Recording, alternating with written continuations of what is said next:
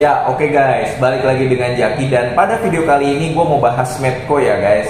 Medco adalah saham yang sempat diminta oleh teman kita di YouTube dan gue akan membahasnya berdasarkan pengamatan gue dan penilaian gue yang artinya ini bersifat subjektif dan bisa menimbulkan pro dan kontra guys. Ya, jadi Medco ini kalau gue bilang harga saham Medco berapa sih sekarang harga sahamnya ya? Medco ini di harga sekarang itu masih murah kalau berdasarkan kinerja di tahun 2022 ini guys. Nih Medco, harga saham sekarang itu di harga 1150. Menurut gua masih murah. Kenapa gua bisa bilang masih murah guys?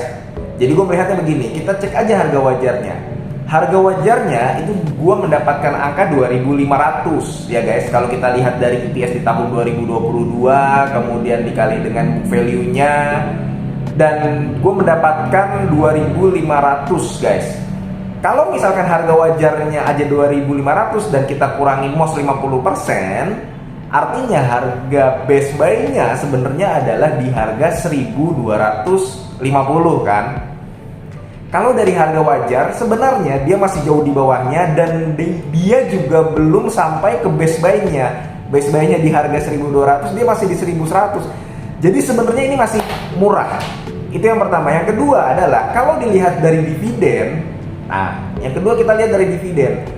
Medco ini kan membagikan 74% dividen payout ratio di tahun 2021. Yang mana di tahun 2021 dividennya adalah 20 per lembar.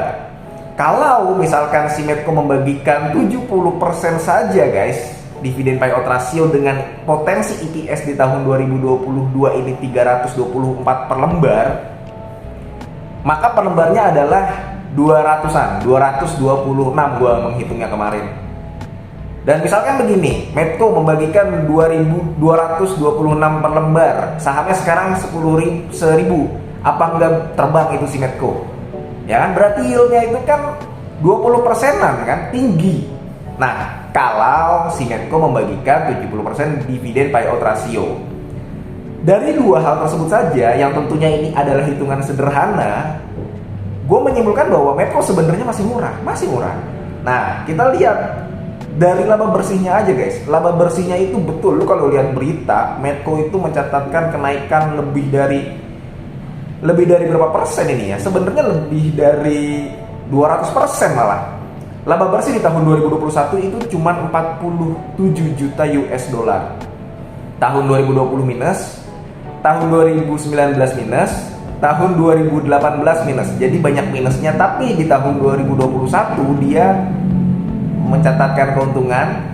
Tahun 2022 kinerjanya luar biasa. Ini angka beggar sebenarnya. Kita langsung lihat di laba bersih, kemudian kita lihat ya kursnya memang sedang naik. Di laporan keuangannya gua rekap, kurs yang digunakannya adalah 15.151. Sebelumnya 14.000 ya, pokoknya yang paling tinggi yang di tahun 2022 ini ya guys, kalau dilihat di akhir tahun.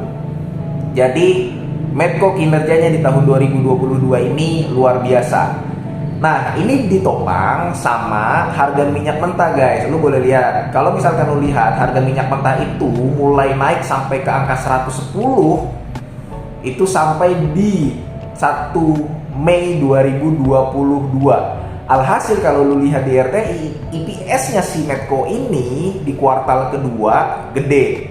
Setelah tanggal 1 Mei 2022 dia mulai turun tuh guys, turun sampai sekarang ada di angka 74 ya.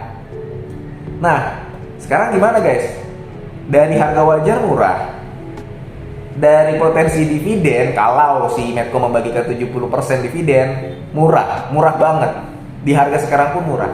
Tapi terus terang, gue pribadi gue nggak suka dengan saham ini. Nah, kenapa gue nggak suka? Sekali lagi guys, ini gue pribadi guys ya, dan gue memang nggak pernah beli saham ini dari udah lama lah. Gue nggak masuk ke oilan dan memang gue nggak masuk ke Medco ini. Yang gue nggak suka dari Medco adalah, lu boleh lihat di bagian beban guys nih. Ketika jumlah pendapatannya nih, Medco ini kan jumlah pendapatannya gede guys ya.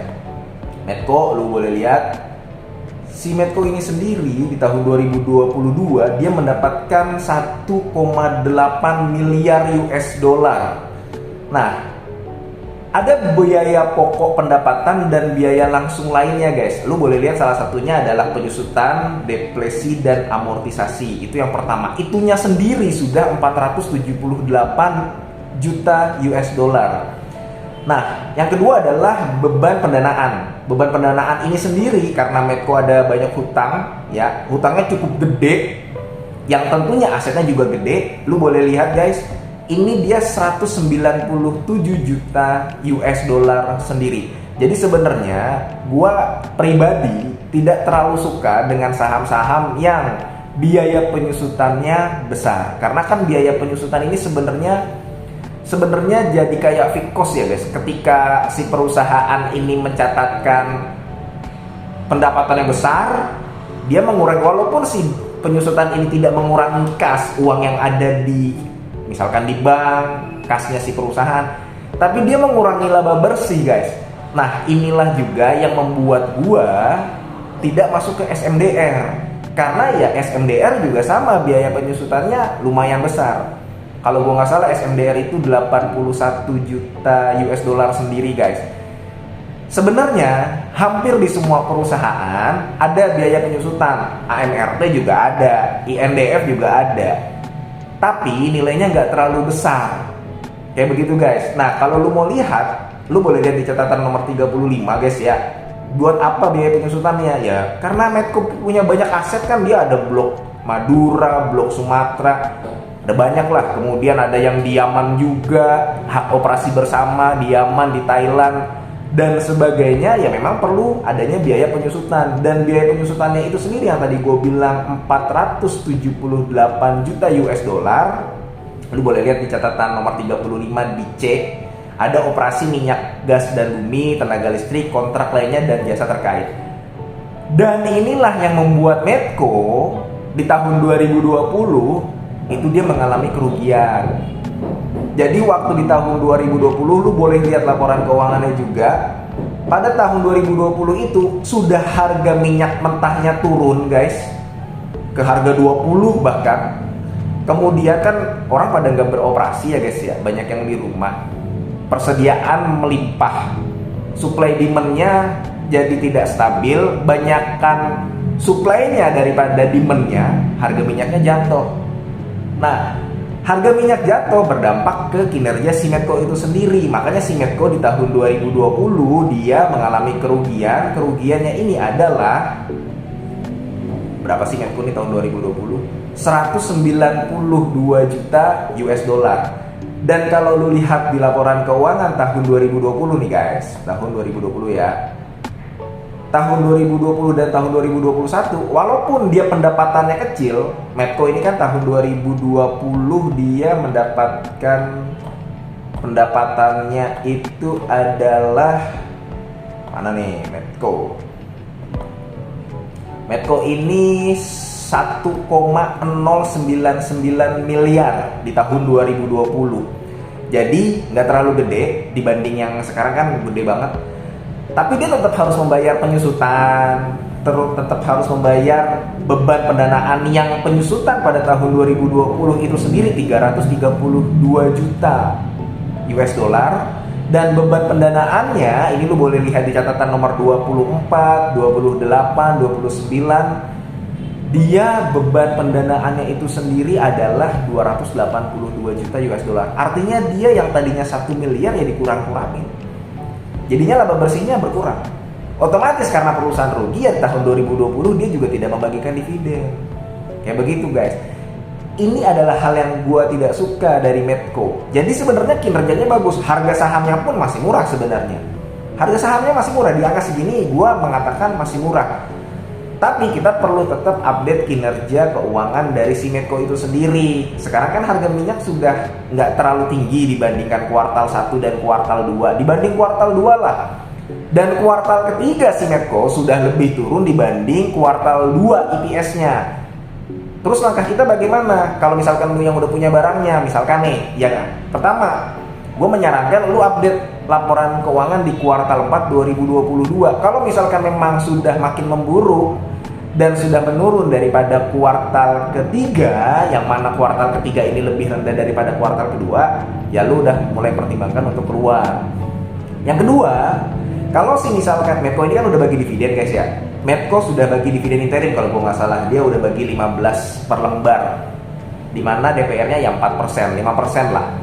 Kalau misalkan ternyata dividen finalnya itu dia tidak besar, tidak jumbo seperti tahun 2021 yang mencapai DPR 70%, 74%, maka harga sahamnya berpotensi untuk jatuh. Sama kayak si SMDR yang kemarin dia sampai ke 3.900 karena dividennya kecil, harga sahamnya ambruk. Nah, seperti itu guys. Jadi ini ada potensi si Medco mengikuti si SMDR. Gue melihatnya begitu. Karena ya emang egoisme investor kan guys ya. Kita nggak, sebenarnya penyusutan ini baik untuk jangka panjang, tapi kita kan investor yang ngelihatnya laba bersih sama kinerja perusahaan di masa sekarang aja lah, nggak terlalu mikirin sampai, ya ada lah yang mikirin sampai jangka panjang, tapi 1:5 lah. Kan biasanya orang ngelihatnya tetap ke laba bersih, tetap ke kinerja saat ini. Ketika kayak SMDR kejadian dividennya kecil, ya udah investor nggak ada yang mau tahu, pada cabut buru-buru keluar kan. Akhirnya sahamnya sekarang yang tadinya di harga 3.900 tinggal di harga 2.000-an, kayak begitu guys. Jadi gue melihatnya Medco seperti itu. Secara valuasi PBV 1,2 guys, dengan kinerja begini murah lah, kayak begitu kan. Dari harga wajarnya masih murah, base buy-nya juga kalau hitungan gua 1.250-an di 1.200. Kalau dividennya membagikan 70%, yield-nya bisa 20% ini Medco. Nah, akan ada orang yang kayak gua guys, yang membuat si Medco ini lajunya tertahan, dia nggak naik, belum naik. Akhirnya ya ada orang yang macam kayak gua yang melihatnya dari sektor penyusutan dan biaya pendanaan. Mungkin ada lagi orang yang melihatnya dari hutangnya yang gede sehingga nggak mau masuk ke Medco. Jadi itu adalah beberapa alasan kenapa si Medco ini belum naik, padahal sebenarnya murah, kayak begitu guys. Oke, gitu aja. Sekian penjelasan dari gue ya guys. Sekali lagi ini bukan ajakan jual beli. Gua hanya berbicara menurut pandangan gua, nggak gua jelek-jelekin dan nggak gua bagus-bagusin. Karena memang di awal gua bilang Medco masih murah dan ini kinerjanya yang terbaik. Dia berpotensi untuk naik lagi. Tapi kalau misalkan lu mau beli, lu harus sudah pahami resikonya guys. Pahami resikonya yang tadi gua bilang, dua itu aja. Kuartal keempat lu update. Yang kedua, lu lihat perkembangan dia membagikan dividen berapa nanti di tahun 2023. Paling itu aja guys. Oke, mudah-mudahan ini bermanfaat. Semoga lu sehat selalu dan kita bisa bertemu kembali di video selanjutnya. Gua akhiri, wassalamualaikum warahmatullahi wabarakatuh.